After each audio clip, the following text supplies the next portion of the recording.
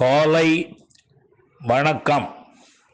தினம் ஒரு திருக்குறள். அதிகாரம் 18, வெகாமை. குறள் 172.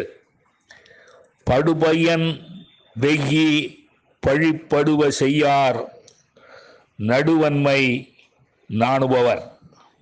மீண்டும், படுபயன் வெய்யி பழிப்படுவ செய்யார் நடுவன்மை நாணுபவர்.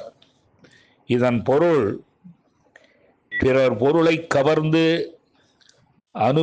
அனுபவிக்க எண்ணி பழிதரும் செயல்களை நீதிக்கு அஞ்சுபவர் ஒருபோதும் செய்ய மாட்டார்.